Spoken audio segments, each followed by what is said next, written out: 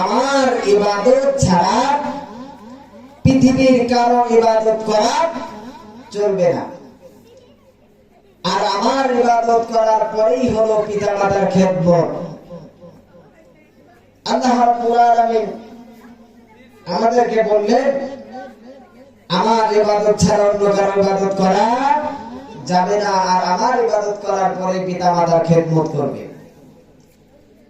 রাসূলুল্লাহ সাল্লাল্লাহু আলাইহি ওয়াসাল্লামের কাছে সাহাবী জিজ্ঞাসা করলেন, ইয়া রাসূলুল্লাহ, বাবার খেদমত বেশি করব নাকি মায়ের খেদমত বেশি করব? বিশ্বনবী মুহাম্মদ রাসূলুল্লাহ সাল্লাল্লাহু আলাইহি ওয়াসাল্লাম প্রথমে বললেন, তোমার মায়ের খেদমত করবা। দ্বিতীয়বার বললেন, তোমার মায়ের খেদমত করবে।